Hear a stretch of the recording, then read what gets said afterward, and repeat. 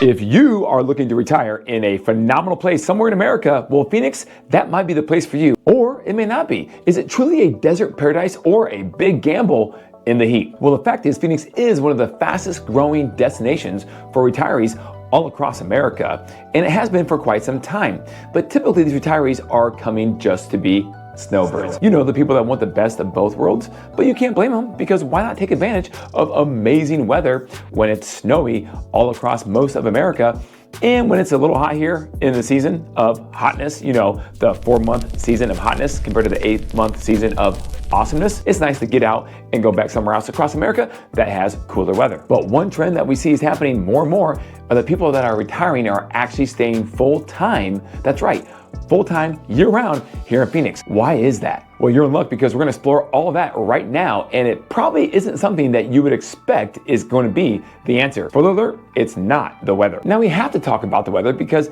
that is a big part of it, but stay tuned to the end, because we're going to take a deep dive into the real reason people are coming to Phoenix to retire and staying year-round. But first, please understand the reason why we do these videos and spend all the time with the research and the production that this takes is because we are passionate about speaking to people just like you who might have questions about the Phoenix area. See, people reach out to us almost on a daily basis, and we love spending the majority of our time speaking with people like you who have questions and are curious about everything that has to do with Phoenix and real estate. So give us a call, 480-660-5974, or reach out to the calendar link below, and we'll spend as much time as we need to going over all your questions that you have. Now, before we talk about the two main positives about why people retire here in Phoenix, one, of course, being the weather, and the second being a big one we're going to talk about here in just a bit, let's talk about the negatives. Because, guys, it's not all sunshine and rainbows. There are some things that you have to be aware of when you come and you choose to live in Phoenix, whether it's part-time or full-time, and let's talk about some of those things right now. Let's talk about the reality. The scorching heat reality, that is. See, there are a lot of days in summer, if you choose to live here full time, where the temperature will be over 110 degrees in a row. 2 years ago, we actually broke a record for well over 50 days in a row of temperatures above 110 degrees in the summertime throughout July and August.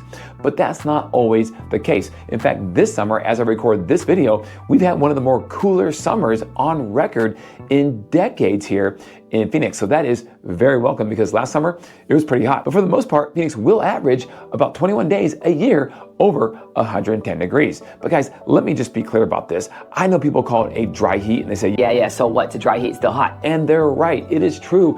It is hot.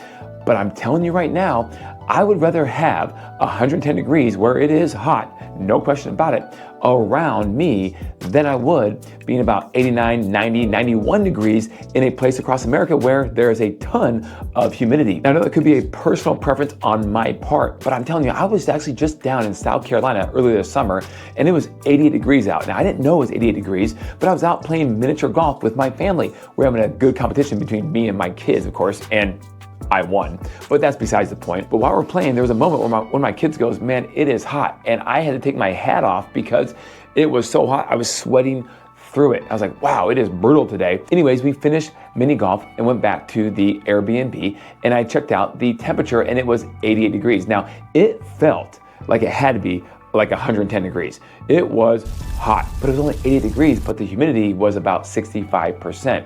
And that was not fun. It just seemed a lot worse and more sticky than being in Phoenix in a dry heat. And by comparison, we flew back to Phoenix the next day, and I was taking my kids to a workout outside for one of their sports. And as I was driving to the workout, I saw it was 94 degrees out at about 9:15 in the morning. So I was like, wow, it's gonna be a hot one, because I just spent a week in South Carolina. And I got out, went to the field, and I was like, this feels actually really nice. Like almost like the air conditioning's kind of on. I kid you not. This is a real thing. So I'd rather have 94 and no humidity, or 100 and no humidity or very little humidity, than 88, 87, or 90 where it's really high. That's just my personal preference. And I think until you come down and experience it, you need to make that decision for yourself too. But there will be a difference, a noticeably difference between the type of heat you experience in Phoenix and the type you experience in most of the places across America. But can I be really clear with you? It's still really hot in the summertime. And so a lot of people will choose to spend most of the summer outside of Phoenix, especially if they're retired. Now, don't forget, you still have Northern Arizona in the play as well. Matter of fact, if you're in the Phoenix area, you can make it in 2 hours or less, depending on where you're at in the Phoenix area, up to Flagstaff, where you're well above 7,000 feet above sea level, and the temperature is 20, 30, 35 degrees less than what it is down in the Valley of the Sun where Phoenix is. So in 2 hours, get in the car, you can be in an entirely different climate, like you're in Colorado, in the state of Arizona. So it's a great reprieve from the heat without leaving the state of Arizona if you're living here full time. But if you do choose to live here full time and want to spend some time in the summer in Phoenix, you do have to adapt to the lifestyle of what you can do here in the summertime, which, by the way, is still a lot more than you can do in most places across America when there's snow on the ground for 2, 3, 4, or 5 months out of the year. So needless to say, I'll take that all day long over the wintertime in most places across America. Again, my personal preference. But here are some things that you should be aware of. You really want to buy a home that has energy efficiency to it. We're talking double or triple pane windows. We're talking upgraded air conditioning, and don't forget about insulation in the attic. That is a very important one that a lot of people will forget about. You want to make sure you have that inspection done, so make sure there is adequate, if not above adequate, insulation blown in, ideally into your attic or even your exterior walls. Another huge thing for homeownership in Phoenix is going to be north-south facing back and front yards. That's right, there's a premium on north-south facing backyards because you have full sun all day, but you don't have the heat just beating into your back patio windows and doors in the afternoon. So the west-facing backyard is going to ideally be what you don't want if you're living here full-time in Phoenix. Now, if you're a retiree living here just as a snowbird for the season of awesomeness, then having a west-facing backyard might actually be preferred. Why? Because you won't be here in the summertime when the sun is just beating down in the afternoon on your back of the house in your backyard, but you do get to enjoy it in the wintertime where you have just absolute gorgeous sunsets in the west and can sit out there because it's not hot, and you might have a 70-degree temperature day or 65-degree high or maybe a 53-degree low, that sort of thing. And so it is kind of a trade-off and almost just polar opposites depending if you're going to be here full-time or not. So that's why it's very important to understand what is your lifestyle going to be and how much time you will be spending in Phoenix if you are retired looking to buy and live in the Phoenix area. And another reason you want a north-south facing backyard ideally is because if you have a pool in your backyard, you want that full sun exposure for most of the day. Why? Because you're not here full time and you get that full sun exposure when it's really nice having that heat and that warmth of the sun in the winter and the shoulder seasons. And one more thing you might want to strongly consider are solar panels and a solar system. That's been a big in the past because people are kind of uneducated about what that really looks like. And of course, you need to do your homework. You need to run the math on what that's going to look like if you get solar. But I'm telling you right now, guys, we have over 300 days of sunshine throughout the entire year, and having solar in most cases, if you get the right type of system, will pay off. And the best thing is it's a hedge against future risk of increased utility costs. It locks in at least a portion of your utility costs for the future, and your biggest cost for utilities in Phoenix is going to be electricity for the vast majority of people. Now let's pivot to lifestyle adjustments. In the summertime, you can still do most of your lifestyle activity. You have to just do it in the early morning hours or in the evening time when the sun goes down, but maybe it's still light out for a period of time. We're talking morning or evening outdoor activities like a jog or a hike or even golf, while you can still have a great time doing indoor activities during the day. Now, Phoenix is one of the leaders in most cities across America for indoor activities, especially for kids. From Slick City, where we have indoor slides, to KTR, we have indoor skateboard and bike ramps, to Mavericks, where you have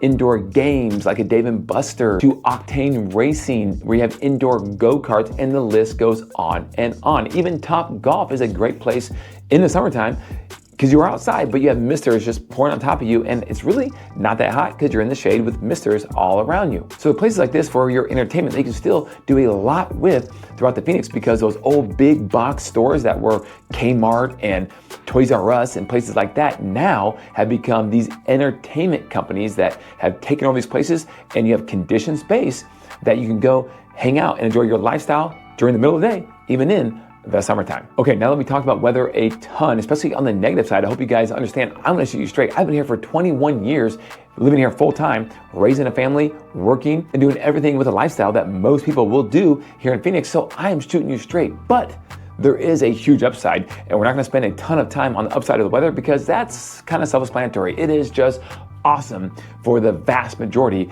of the year. We're talking about 8 months. So now let's pivot over to that second thing that we talked about that most people are choosing to spend either a portion of their time in Phoenix or full time, and that would be the financial benefits of being retired living here in Phoenix. Number one, Arizona is not going to tax your Social Security benefits. Number two is that the state has a very relatively low income tax at 2.5% flat tax rate. And number three, property taxes, well, they're going to be well lower than the national average. In fact, Arizona is ranked 13th in the entire country for having the lowest property taxes of any state. Now let's go back to those Social Security benefits, because if you're on Social Security, not having tax or state tax on it is a huge financial perk. So let's say for a retiree relying on $30,000 a year in Social Security, this alone can save $1,000 to $2,000 a year annually compared to states like California or even Minnesota, where benefits, they're taxed. And combining this with Arizona's relatively overall lower cost of living, and you can see why someone might want to spend some time living in Phoenix. Now let's pivot over to those property taxes, those low property taxes. Arizona's average effective property tax rate is about 0.51%, where the national average is roughly around 1.1%. So let's take two states where a lot of people are coming from to live in Arizona and compare those numbers against those states' numbers. Let's take California, for example. Their property tax rate is roughly 0.76%, but with much higher home prices. Now take New York as well as an example. Theirs is 1.73%, more than 3 times that of Arizona. So now let's take this example. You take a $400,000 home in Phoenix, that equates to about $2,040 a year in property taxes. Now that same home price in New York is going to be about $6,920 per year. Now that is a $4,880 savings alone for being in Arizona as opposed to New York. This is a savings of $4,880 that you will save for being in Arizona as opposed to in New York. And now that I think about it, that's probably why in just the last 2 weeks alone, we received 2 phone calls, not one, but 2 phone calls from 2 different families in New York alone that are looking to relocate to Phoenix, and we are currently helping them find a house to retire in Phoenix. So New Yorkers, even though I don't have an accent like you guys do, by the way, I think it's actually kind of cool. I wish I had one. Keep giving us a call. We'd love to help you out. Now let's pivot over to the flat state income tax of 2.5%. Matter of fact, did you know this is the lowest state income tax out of any state in the country for a state that actually charges a income tax rate? Did you know that in California, you're talking a mid-bracket rate of 9.3% for state income tax, and New York's is a mid-bracket rate of around 6.5%. Now that is huge. And so retirees immediately see savings on pensions, IRA withdrawals, or even part-time work. So now let's crunch some numbers. In this example, if a retiree draws $60,000 a year from retirement accounts, the taxes in Arizona would be approximately $1,500 versus in California, $5,580. That is a huge savings, again, just by where your address is, where you live. And that's why 3 of the most common states that we see the most people giving us a call and relocating to Phoenix are from California, New York, and Illinois. So there must be some sort of connection between tax rates in certain states and population migration. So I think we may have just nailed a big one, which is tax rates, because that's money in someone's pocket or not. Now, what we see a lot of people that are relocating to Phoenix, especially when it comes to retirees, we're seeing them paying cash because they're selling homes in these other states that have high property values as well, being able to come to Phoenix and buy a home in one of these 55 plus communities, and we have a ton of them in Phoenix, or not. Some people don't want to be in those communities. But either way, the median home price of about $445,000 in Phoenix currently is still on the lighter side compared to many of these states. People are leaving and coming to Phoenix. They're getting a bump in income, or a raise, if you will, on their net worth by being able to sell, liquidate their home there, and use that cash to then invest and buy a home here in Phoenix. Just remember, when you buy that house, you're still going to owe property taxes, insurance, and HOA dues, because a lot of homes in Phoenix, well, they have HOA dues, and it's gonna be hard to avoid them, especially in a retirement community. For retirees, Arizona is not just about sunshine, it's about keeping more of your retirement dollars. From no tax on Social Security to some of the lowest property taxes in the country, Phoenix is one of the few places where your money truly stretches farther. You're probably wondering, Kelly, if I come to Phoenix, is it worth being in a 55 plus community or not? Well, that's going to depend a lot on your lifestyle and what you're looking for. See, what 55 plus communities are known for, they are known for the social calendar. So they are constantly trying to find ways to get people to connect with other people living in the community, which is great if you're retired because you probably have more free time on your hands and you may want to get to know some of these people. The key will be to find one that you really jive with, where you look at the average age, and there's a big difference being retired when you're 56 years old and being retired when you're 86 years old. So you want to be aware of that and do some deep dive research into those different types of communities. But let's look at a few of those right now in terms of their housing prices. So a few of these communities are going to be Sun Lakes, Sun City, Trilogy at Vistancia, and Sun City Festival. That's 4 of the more bigger popular ones, but there are a ton more than just that. Give us a call if you have any questions at 480-660-5974, and we will help you identify the big ones, the small ones, the ones that fit your lifestyle and what you're looking for the most. In fact, we had someone just reach out to us about 3 weeks ago or so that were asking about this particular topic, and that's what kind of spurred this video, to be honest. And they said one thing that was very, very interesting. They said, I want to be in a community where there are more golf carts than actual cars. Well, that one became very obvious to me. I knew exactly where to place him in that situation because I have a real good idea of the pulse of these different communities, and they are tickled pink that they have found a house in that particular community. So let's talk about housing prices in a few of these communities. Currently in Sun City, which is kind of like the OG of the 55 plus communities here in the Phoenix area. It's been around for a long time, a little bit older homes, older properties, more established, a lot of golf. You have a median sale price of $295,000. Now Sun City Festival, that's a little more modern and newer. You have a median sale price of $425,000. In Sun Lakes, which is in the East Valley, you have a median sale price of $475,000. And at Trilogy at Vistancia, you have one of the newer and best and biggest communities there. You're looking at a median sale price of somewhere between $655,000 and $690,000. And overall, what I say the Phoenix median sale price is, well, currently it stands at $445,000. And so you can see a lot of these align right down the median average overall. You're not going to save a bunch or pay maybe a lot over unless you want newer for being over or a little bit older and established being under. So again, just depends what you're looking for and how far or how big your budget actually is. So whether you're looking to retire or relocate in general, Phoenix, it's a great option. Is it perfect?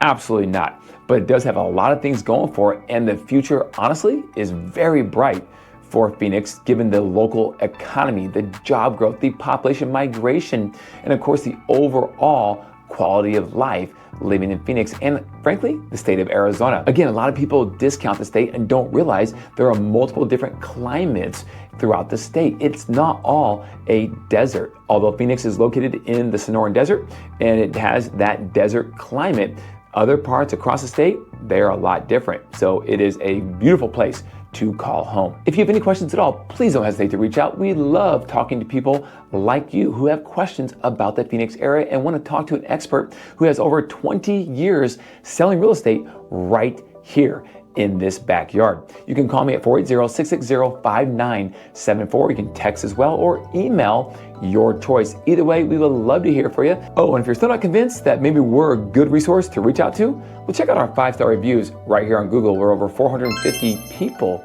have already spoken and given us 5-star reviews. Oh, and if you want to know the top 5 suburbs in Phoenix that are set to boom in 2026, then watch the video on the screen next.